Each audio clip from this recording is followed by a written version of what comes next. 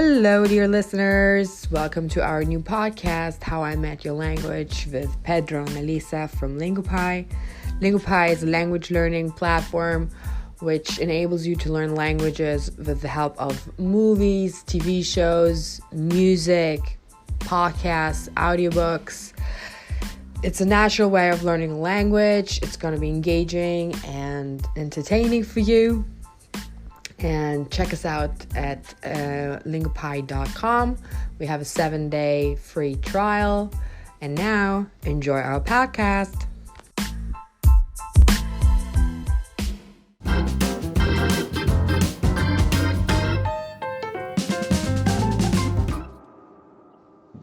Good morning, everyone. So have here our special guests, the co-founders of Lingopie, David, and the founders, David and Roy. Talking fathers. Talking fathers. We are and the Alissa, fathers and the founders. the fathers of Lingopie. Yeah. So we are here to have I don't know about two fathers. I don't know. So we have here to know better how Lingopie works. I want to give some heads up and how it was created as well. Those information for everyone to know from the zip of what is going on here and what is the future of Lingopie. And we have here with me with Alissa, giving her points and everything else. It's gonna be a super cool talk today. So thank you so much to be here. I'd like you to introduce yourself. Dave, who wants to go first? Dave or Roy? I can start. Okay. So I hope that I figured I'd wear some sunglasses to make it special because I didn't know how much I need to kind of dress up, but maybe I'll go back to my normal glasses. No, this one's cool. It's pretty cool. It's pretty cool, but it might be too much for everyone. cool. So, it's like they'll get to know the real me. Cool. I want them to know the real me as well, right?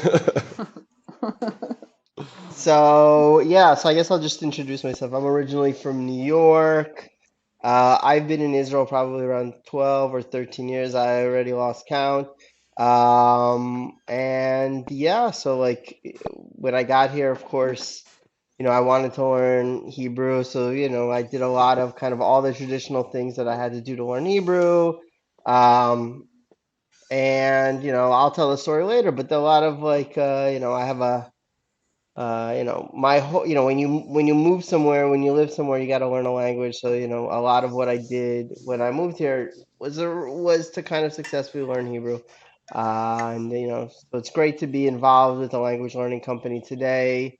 I worked, I have a pretty, big history in working in startups and high tech, and on the product side. So this is kind of like a passion, and also television. I love content. So, I feel super privileged to be able to kind of have worked, or be able to work on this product and bring it to the world. So that's kind of me. I have a couple kids as well and a wife, and that's it. What made you come to Israel? What made me come? It's a good weather, good food, try something new. I think it's important for people to kind of get outside of their box and, explore the world, see something new, discover a new place. And, I think we're lucky to be able to live in a world that is, in some ways, it's very small because you just hop on a plane and you go somewhere else, and you can, today, even more so with remote work, it's pretty easy you don't even have to find a new job. You can, stay in your current job, and you can just kind of check it out, experience something new. And I think that's great. So that's kind of, I think, what I wanted to do. And, so I've been doing it for a while, and who knows, maybe there'll be other places. What's the next country, David? Where were you headed next? Oh, next? Who knows, right? In Sky's the limit. That's the amazing thing. When you learn a language, when you learn different languages and you have a good way to do it, you can almost go anywhere. right? True. That's true. Amazing, amazing. Well, Roy disappeared. I was calling Well, what happened to exactly Roy? Roy Poor at this Roy. moment. I was like, "Hey, Roy, how are you? Poor Can you, Roy. Roy, come back?" Maybe Roy's like, all right, that's it. You said everything, right? So you've been like also like in the startup scene, like in New York Yeah, before you came. yeah. So actually, I think around 2004, 2005, I had a startup in like e-commerce. Like that was like I guess early e-commerce space. Fairly successful. And then I left that and I went to a big startup. Uh, which was I think was okay, which was less successful, but I came as like, someone to kind of work on like some finance stuff and some product stuff. And I think that was like 2006, and then 2007, 2008, I came to Israel like the first kind of just started dipping my toes here. And then I officially moved here, I think like 2009. Um, I got married, I think, in 2011. And then, it's like you set down a bit more roots. I was working at so I worked at companies here in Israel, like Seeking Alpha, which is like a financial kind of startup, like in the finance space, investing and analysis. After that, Fiverr, some of you may know Fiverr. Today, it's a very big company. When I started there, it was quite a small company, just a bunch of us in the room. So it gave me a lot of what I learned there. I was able to kind of translate into some of what we do here. Obviously, we have a lot of amazing people who work at here at Lingopie. So like, my experience in all those little things is, been eclipsed by many times over. But um, I think it's important. It's like it makes it a lot easier to kind of not make the same mistakes and able to kind of, what are the steps you need to replicate when you've seen other companies do it or you've seen other projects do it.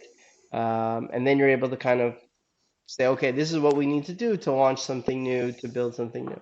So I've leaned on my previous experience a lot as we've kind of built Lingopie. Makes sense. Super cool, super cool. Yeah. And Roy, you're Roy's back. I missed a lot of the conversation. I hope maybe it's something I've heard before.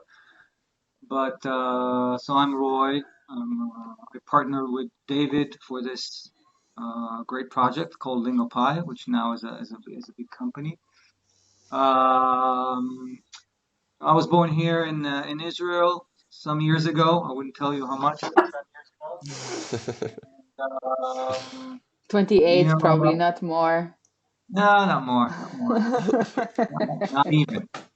Anyway, so so my background was before Lingopie, David and I worked at Fundbox, which is a fintech company, which David mentioned. But in my previous life, I studied art and design, and for many years I worked in the design field, especially in the television slash design field.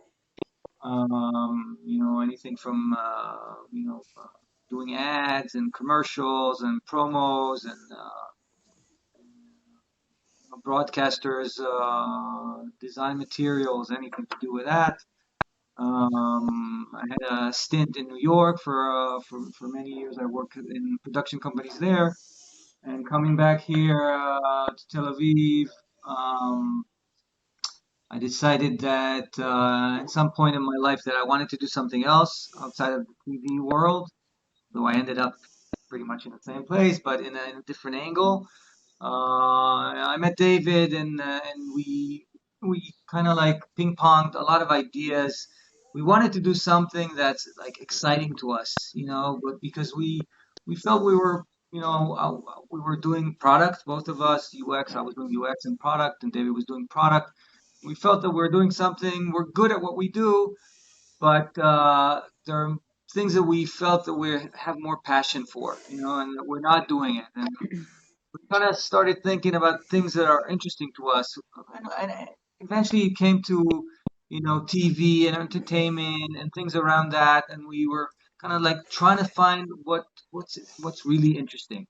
And because David came from the U.S. and had told me the entire story of how he learned Hebrew and the struggles that he had. And I was telling him about what I thought of, like, what's the best way to learn a language. A lot of the language that I speak was not something that I was taught at school. School was very, Both.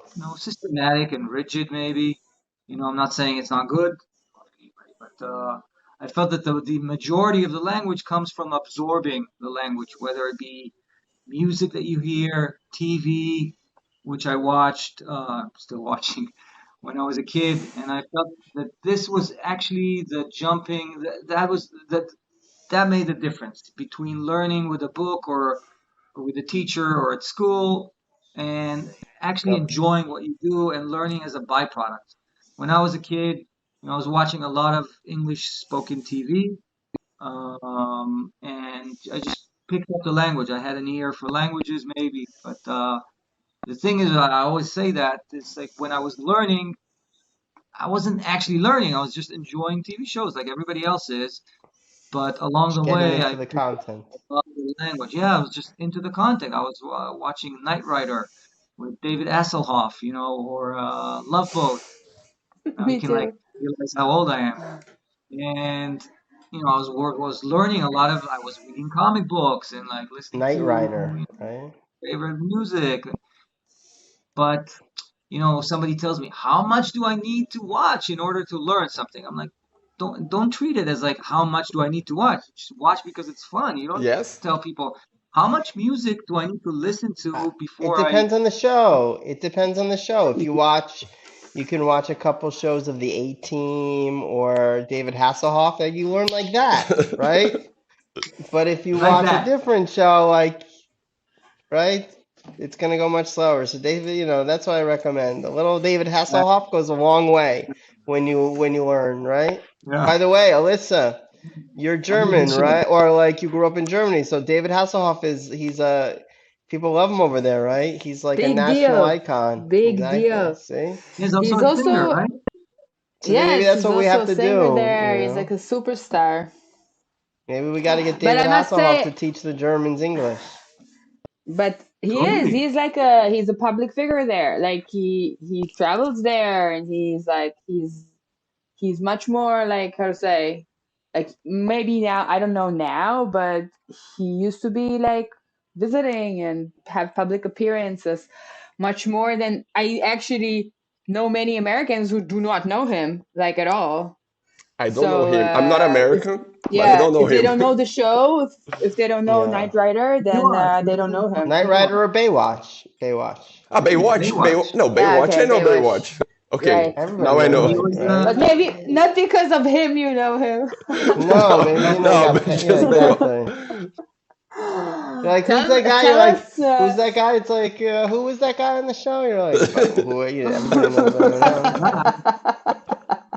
Well, I learned two things in Baywatch: English and to swim. So Yeah. it's But an what does it educational say? thing. But does it? Yeah. But it is kind of odd that maybe. Why did the Germans remember David Hasselhoff? But maybe they were like, not, Pamela Anderson, not so popular. Yes, we don't know. When Tell you us. say like Baywatch, I remember Pamela Anderson running to the beat. That's the scene. Yeah. It's like it seems like forever. Exactly. Exactly. So where did you meet? Like you met in this fintech startup, and then you like Yeah. decided to, Yeah, it Yeah. took some how? time. Yeah, we got there. Well, we And we were worked working together. together. We started early there. So we worked very closely together for, a couple of years. So it's a good way Okay. to kind of, And Amazing. how was the beginning? I'm curious to know how was the beginning? Like how was how the did you beginning, start? the beginning, How was the beginning, the real beginning of your beginning? Lingopie The bromance? concept, all Oh, the concept came from. No. So I think, let me so I tell think you a the funny real, story. yeah. I think we had the concept, like a general idea, and we kind of like talked to people about it. We were not shy of like speaking out and like saying, because a lot of people, they have an idea and they don't want to tell anybody. They think it's a top secret. It's like a CIA secret. But we were talking about it. We said, why not do something where you have subtitles on a movie or a TV show and you can click it and gives you translation? We just spoke about it, and people were like, "Yeah, that sounds like a great idea." And we were, just talking. But Yeah, asking eventually, people, explaining it to we need people, something. We kind need of, a yeah. tool. It'd be like, So imagine you could learn television imagine. with Netflix. So people be like, oh, okay, that sounds cool. And then you can click on a word and and then you get a translation. People are like, oh, it's amazing. Sounds interesting. Yeah, So when pass me was the sword. that? What It year? was, that was When you were 2000. talking? Okay. The first conversations we had, I think, about it were in the late summer of 2017. Right. Late summer 2017. We basically, then we were like Roy said, we went and like explored the idea with random people that we could talk to in television. Because, like we said, okay, in order to do this, you probably need television shows. In order to get television shows, you got to license the television shows. Let's go talk to people in television. On the tech side, I think we had a pretty good idea of what we could do there. Is it going to be an app? Is it going to be a web product? We talked, like we talked to some people we knew in that side. So then we said, okay, it's possible. Then I kind of, we started like talking, and then we started like playing around with, how do we build this? How would it exist? I think we made some mock-ups and, of what the basic thing could be like what would be a very early version. We started working. Then we found someone who was excited about the idea on the tech side, and we started working with him to kind of build out the idea, right? Like how my background and Roy's background is product, so we know how to build things. We know how to build things, launch things, get people like A to Z. We work a lot with like developers, R&D. So that's what we started with. So we started building something, and I think we had like something very early by the end of 2000 or maybe beginning of 2018, like a POC, just to see that like the concept makes sense. And then by the middle of 2018, we were able to build, or let's say by the end of 2018, because we were kind of doing this on our spare time, just as like a Yep. hobby, right? Ah, you were still working. You were still working in the startup? Yeah, we were working. We were working. I think I was doing like consulting for various different startups. And then No, no, I was still we were like, working. yeah, we were meeting, like we would meet like once a week, and like we'd like share progress and ideas and like things we need to do, and what do we need to work on, and do this, do that. We meet once a week, I think usually at Roy's house, at his kitchen table. And then we would Kitchen table. discuss Yeah. kind of and then we would discuss the different things we need to do. Is there a meeting? Maybe there's a new meeting coming up. Maybe there's something else we want to do. And then we would kind of um, yeah, just basically kind of check in. And at the same time, we were making progress on the R&D side, building the product. And then we entered a thing called like there was like a special Y Combinator program called Startup School. So it's kind of like a program before you go to regular Y Combinator. So you can, Y Combinator is like like you have to go to San Francisco and do a whole thing. And this is kind of something you could do Can you online. can you explain? Is this what is it? An Yeah, so incubator or what? Y Combinator is one of the most, I would say, prestigious accelerator programs for startups in the world. It's based out of San Francisco. Companies like Airbnb have come out of there, and probably others. That's probably the one that most people would recognize. Um, and you go there, they have a lot of experts, they kind of help you kind of move very quickly to launch your product, test your product, maybe raise a little bit of money, they give you a bit of money as well. So it's kind of like they give you a lot of expertise and kind of uh, insights on how to launch effectively. Now, we didn't do Y Combinator, but we did this program called Y Combinator Startup School, which is like an online version. Okay. And the whole point where they don't give you any money, they just kind of give you some insights, and they give you peers, but things like that, it's okay. They One of the main principles of Y Combinator was, or in general, Y Combinator and Y Combinator Startup School was to push you to move quick and to launch no matter what. It doesn't matter how bad or how crappy your product is or because again, the product never lives up to the vision in the beginning because like, you can have this big idea, an amazing thing, but there's many challenges along the way. You have to make a lot of like, you have to talk to your users and, fine tune things. And this is a process. So we launched so we said, okay, let's release our first version of Lingopie. It doesn't matter how bad it is. I think we just launched it for Russian, and it Okay. was only on web. And we said, okay, how do we launch it? We launched it into Reddit. So there's a post on Reddit. I think you could probably still find that post on Reddit if someone wants to go and dig. You can kind of see a screenshot of the original Lingopie in action. And within hours of launching it on Reddit, that kind of first version, there was thousands of people asking for it in all the different languages that you could imagine. Now we only had it for Russian, so they wanted it for Swedish and Italian and Mandarin and Romanian, and we didn't have any of those languages. But I think what it told us was a very important thing. It told us this kind of like people really want this and they're excited about this and they want it for many different languages and all the different kind of variations, and there's an opportunity to help people learn with television and film in this way. So, we were on to something big and something interesting and something helpful. And that was Mhm. kind of like the first genesis. So like it really took, let's say, from zero to kind of that first POC was probably, I don't know, let's say 2000. It was about a year, probably about a year.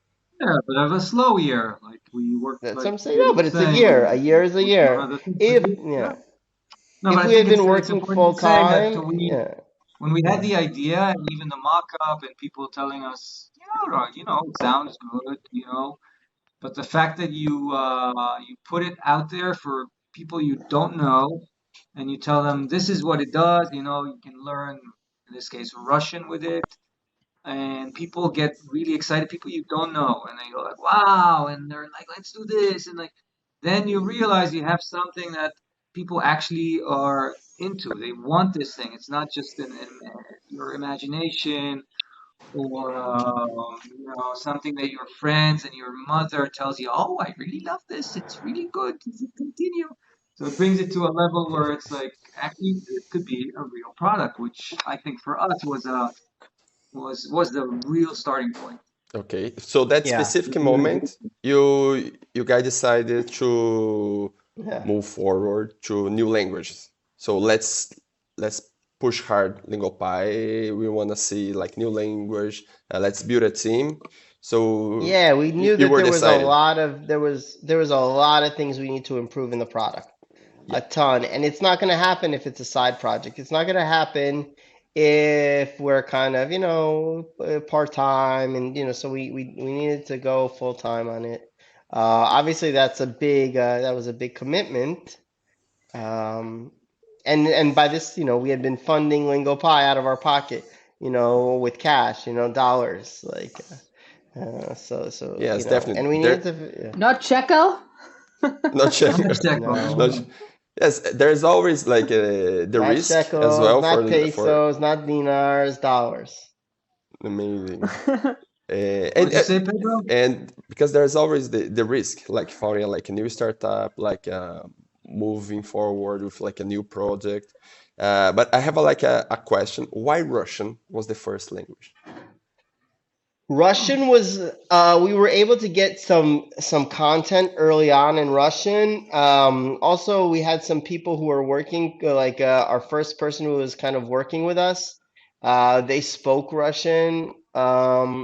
It was just something. It was easy. It could have been Swedish. Honestly, it didn't matter because we knew that it wasn't going to be, this was just the test. Like, we just need to see how people react. Because if nobody was like interested, it doesn't matter. We could have done whatever. We could have had all the languages, right? We could have launched with all the languages, but if no one's interested, that was the more important thing for us to find out. Do people like this idea? Right? Yeah. So that's why we did Russian. It wasn't any other specific reason. Random decision, random, almost random. Yeah. So when did you get funding at one point? Yeah. So we were able to secure a small amount of funding in the beginning of 2019. And that allowed us to kind of, to really focus and build Lingopie for the next, let's say, 2019, 2000, until for about the next like year and a bit,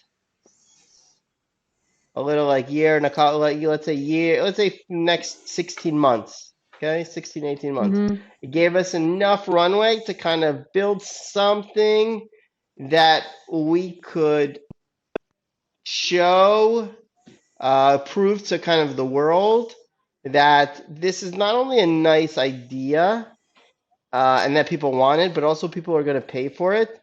And this is a global opportunity to teach languages everywhere, worldwide, in every platform, and to really create kind of, I would say, a big shift in the way people learn languages. So that was like, yes. So that was important, an important milestone.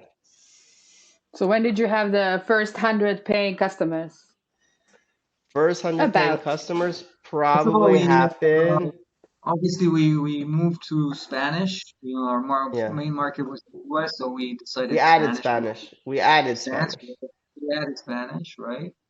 And we, like David was saying, we decided that we want to test if people will pay for it, because that's a very big, I would say, a very big jump. Having a free product is one thing, but deciding that, let's see if people Russian actually. was free. It was completely Yeah, free Russian. up until. Russian was free. Russian was free. Yeah.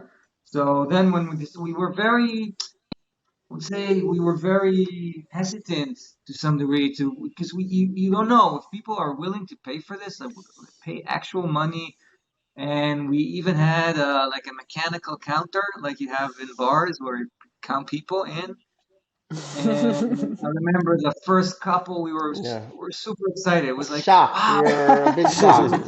people actually pay for this, and we follow the guy, and like, oh, this guy, he puts his name, it's very exciting to see somebody pay for something you had in your mind, and you didn't even you created something from absolutely nothing. So it's a very, very exciting thing to see. So this was in 2020? No, yeah, this is the beginning. This is we launched the first paid version, this like paid version with Spanish that Roy mentioned, I think in April 2020, or 2019. Sorry, 2019. Okay, April 2019. And it took us a couple months to get to 100 users, like maybe 3 months, something like that. Because the first couple months we had we kind of like figuring it out. So I think the first month probably had 5, 6 users, if we were lucky. The next one we probably had in the 20s or 30s. The next one we had kind of figured it out a bit. So we were like able to get to like probably close to 100. So that was like, but the first month, I think, it was a bit nervous, like, oh my God, maybe we are like, because you just don't know when when you're starting, you don't know what mistakes you're making. You're kind of there's a lot of you can't even test. It's very hard to test. It's like, am I doing something wrong or am I doing something right? Because you can't say like, okay, 3 people like this and 2 people didn't. It doesn't tell you don't know anything. Numbers are too small anyway. Yeah, by the time you can test whether people like something, it's already quite a big product. Amazing. How many people were you how many people in the company were working when you had the first 100 customers, more or less? Probably 4 people. Yeah, Four. including it was us. one Four. developer. We had one developer. David and I did almost Oh, everything, and maybe we had five. Maybe five. We had any, one person on marketing. Five. yeah. Hmm. One person on finance, and like operational stuff. One person on accounting, and me and Roy were basically on like doing everything, but mostly product and yeah. So you guys had like a positive feedback coming from the first 100 users. I mean, they were like your kids because like it's our first like users coming to approve Lingopie. Sure. They believe in Lingopie, so we want to treat them really well. Yeah, So yeah. what we can do like better to keep their experience growing. So you had like this Yeah. kind of approach with them. Yeah, I think so. I mean, it's hard to do that, but yes, I think, we tried to kind of figure out and speak to some of the users, as many as we can, to understand what they liked, what they didn't like. But we'd also like, try to see what they're doing on the platform. Um, yeah, like the first 100, I would say it was still like, it's always it was still a bit of a mystery, but it was a pleasant mystery. But we did know that we're like when we spoke to people, we would learn that certain things are wrong and we need to fix things and make things better. And every time you fix something, it would take so long to fix because we only have one person who's like building, so it would take weeks or even potentially months to make small changes. Um, Also, yeah. whenever you decide to do something, you're not doing something else. So it's always you have to choose what's the right thing to do because you're so limited Yeah. in the work you can do because you're Yeah. just one developer. So yeah, it was a Exactly. challenge. Sure. What what's your vision? Where do you wanna Oh. go? Where do you wanna what do you wanna reach? What do we want to reach? So I think the like I always say this, everybody speaks at least one language, right? And the opportunity, and that's like a starting point for everyone. And then, everybody, I think if you ask them honestly, would love to speak another language because it opens the world. And again, the world is becoming smaller, I think, every year, for people. And the opportunity to learn a language and to explore a new culture and to try something new, it's there for everyone. And we want to be there. We want to be that kind of company that allows someone to kind of feel local, discover a new culture, a place, and make it easy to learn a new language. And we believe the best way to do that is with TV shows and movies and music because those are actually genuine ways to explore a country or a place or a culture, even when you're not there. So you don't have to be in Argentina to really enjoy Argentinian music or TV shows or movies and really feel local and learn Spanish that way. Because that's going to get you, that's the most authentic way to learn. So we want to do that for every language, everywhere around the world, and for everyone, ultimately, because there's great content and there's great stories, and great music everywhere, and I think that's the idea. Like I said in the beginning, I also would like to add that we strongly feel that the way that people learn languages today, whether it be apps or schools or it becomes it's very much a chore, something that people don't like doing. They do it because they need to or they want to. If they have people that have high intent, maybe they can go to school and like read books and have a private teacher or whatever. But we believe that the real opportunity here is also what David was saying is related to culture. People learn languages because they have some affiliation with the culture.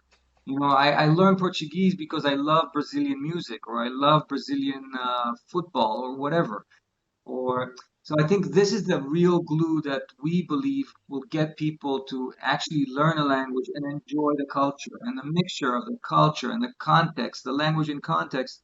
is what makes us, Yeah, we believe, special, what sticks, what makes it stick. Otherwise, you know, yeah, you can learn this way or that way. We're really thinking it's 180 degrees different the way we see it. It's always about the culture. It's always about, you know, connecting with the local people, connecting with food and everything to do with the culture. That's exactly. always our top priority when we think about languages. So does it mean like would you want to be a global player? You know, like Of in the course. language learning, how to say, Space. environment. Yeah. Withstand every exit option.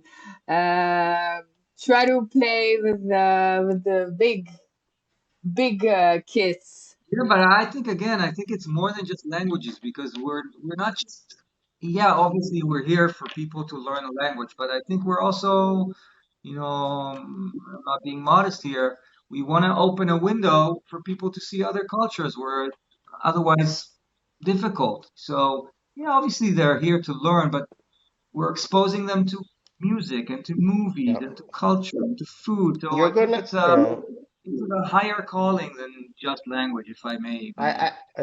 well, I think it's also, I think it's pretty safe to say if you have an emotional connection to the place you're learning, and I think that's usually why most people learn a language, then you're gonna have a much higher chance of success of learning in the language.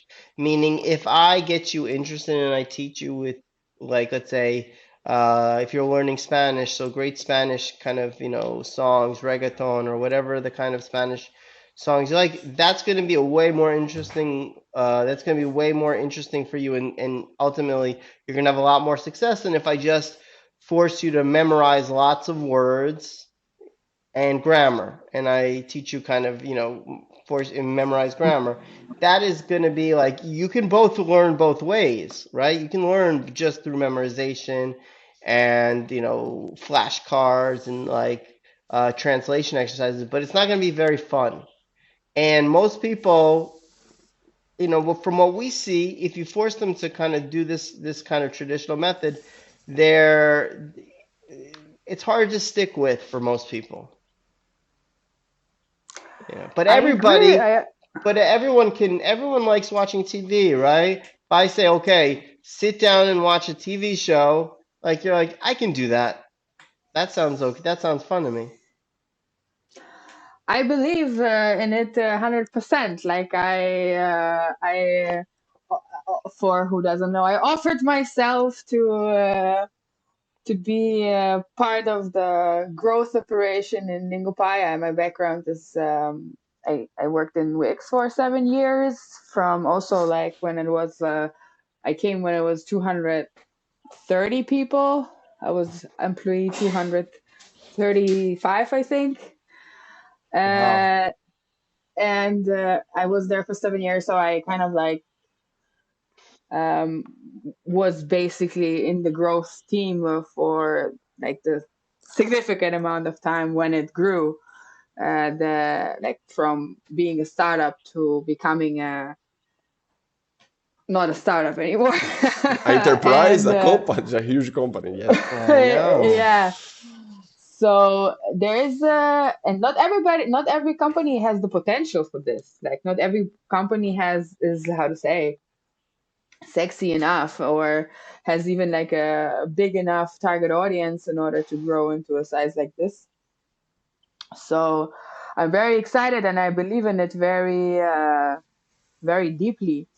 And I very proud to be a part of it. And I'm very also excited to hear the story because I never heard it before. Like the Really? step. Oh, I'm with. No, I mean like I heard bits and pieces, but I never heard like really like how it happened and so yeah, it must be Well, very we're exciting. Yeah, listen, it is, but it's, we also know we can't do it ourselves, and that's why it's, it's a team effort, and that's why all the amazing people who, like you said, like, for example, like you who believe in the vision and have kind of, who are part of like Lingo Pi. I think, that's where our kind of all the success is. Again, we are it's a group effort. It's a international effort because like Pedro you're in Brazil right now, I believe, Yes, right? I'm If I'm Brazil not right now. mistaken. Yes, you're right. Exactly. So I just have to check because it could be anywhere, right? That's the but yeah, it's a team effort, and Alyssa, you're helping us kind of reach more people, spread the message, get people excited about what we do, because we can do a great job, we can have a great product, but if nobody knows about it, then unfortunately, we won't be able to deliver on the mission. Pedro is also, I know you're working a lot on kind of helping spread the word, and Yes, I also love you've that. worked I love. around on the product, right? On the language you speak, all the different languages you speak to make sure the product is good enough for people. Yes, yes. And always, yeah. Uh, So I know we know here that we have a lots of people from all of the world. So do you think hmm it brings like a special touch uh, to boost the growing of Lingopie? Like Yeah, having this yeah, huge environment, the culturally mixing like Spanish, French, totally. Portuguese, Hebrew, uh, we have everyone basically. At some point, Yeah, it's gonna be exactly. like 190 countries. It's Like insanely. like the UN. Yeah, Like unite the world. yes, Uniting the United world. World. I'm like I can give you a Miss Universe speech now with Exactly. You can all the open police and Lingopie. everything. It's like embassies. Everyone can open an embassy in Lingopie offices, right? Yes. Exactly. No, I think working even when we started, we started everybody worked remotely, and we found great people, amazing people in places that most companies wouldn't have even searched, And obviously, it made a lot of sense to us because we were dealing with languages. It made sense, but it also gave us, like you said, like different perspectives. And I think not most, all of the people that work for Lingopie are very, very excited about the fact that we teach through culture and TV. All of them, almost all of the people that work for us speak more than, two languages or more. So I feel sometimes David and I, we say, people that work for us are even more excited than us about, the concept of Lingopie. That tells you how much, people can relate to the subject and can relate to the idea Yeah, and the vision, which we really love. And they're seeing people from around the world coming up with their own ideas and culture and bringing that into the system, into what we do is an amazing thing. It's just amazing yeah. to see. And And I would also just say, just the one thing I always think is important to the DNA, as I always say, is like talent doesn't have any boundaries. It doesn't have any borders, right? So you can find amazing people in everywhere, and then if as long as you build a culture and an infrastructure to take advantage of it and to kind of help help get the most out of it, and so people can contribute and share and communicate, then things will work. So that's always and it's both like I think a positive, and then there's of course there's challenges because every cultures and communication is a bit different, but I think that's what also makes it super fun and cool because you have this kind of tension. Yes. No, and I think we bring this idea, the culture of Lingopie to the users. I have a funny story. We have like on the onboard on Wednesday, and I think like 2 weeks ago, had this girl. She sent a message to me because I left my email at the end if they have any suggestion questions, and she sent me a message. Hey, I really love you. Do you have like any position in GoPy? I really want to work with you Oh, guys. nice. So I was, oh my God, we achieved like a level that like people from outside want to be with us because they truly believe in the idea as well. So it's something. There's a lot of it's meaningful. It's very huge. unique. very unique. Like he receive a message coming from someone that you don't know that believe it's the same thing as you know. Sure. That's the only part of our connection that we know from each other, that we believe in something greater. We don't know like just we don't know our surname, our age, where we came from, but we really enjoy like this idea. So it was quite special. Hmm. Yeah, no, of course. Nice. Like people, you like I said, we're all speaking a language. We all potentially want to learn a new language. So there's people who use the language. They're like, oh my God, this is exactly, I can see myself, doing this and helping people do this. So it's awesome. Yeah, I think it's amazing. Um, you don't like, and everyone understands, how they, let's say, relate to languages and how they learn. So everyone's perspective is relevant and important. Sure. Sure. Especially at the beginning when we were growing up the product. We're still like have a lot Yeah, of features to improve, to add, and there's a huge world and like e- bugs to fix. All the time there's something happening. It's like a city. Like you have like these like I said, departments, I you're like like that. improving, like adding things, seeing if like people are enjoying or not enjoying it so much, so we have to take it off. It's a lot of work. Amazing. Yeah, I like that. I Awesome. Yes. like the analogy of a city. It's very cool. Yeah, it's a nice metaphor. Yeah. Lingopie City. It's Yeah. We're mostly fixing the pipes. yes, fixing the pipe is I like imagine it. I imagine it like New York. Very like you got a little neighborhood for every single culture, and you got the local foods, and you got the yes, but everything. yes, eh, yes, you can think like you have like the Spanish side, and inside the Spain you have the Argentinians, you have the Costa Yeah, Rica. exactly. Yes, but amazing. Awesome. You can be proud of So yourselves. I've probably like in the evening, Yes, looking. I mean, already it's really impressive, and I'd like to take the moment to say my thank yous. And great that you went for it, that you took the risk. Probably it hasn't been easy always, and you've created something really unique and amazing. yeah, it So hasn't been yeah, easy, but it's been fun. It's fun, that's important. and it's exciting. It's exciting, and like, look, we get to work with amazing people, like you said. So. Great. cool. So, Thank And you. I really believe to do all these different Yeah, things, to do something like big and to do, sometimes you got to take some risks. totally. 100%. No risk, amazing. no fun. In No Russian, risk, there's a no. saying who, in Russian, you say, who doesn't risk doesn't drink champagne. Nice, I agree, right? So let's drink a lot of champagne, right? Let's keep drinking champagne all of the process. That's Uh, we I might see get Roy we already. might get really drunk. Thank you First so much, one. guys, for your time.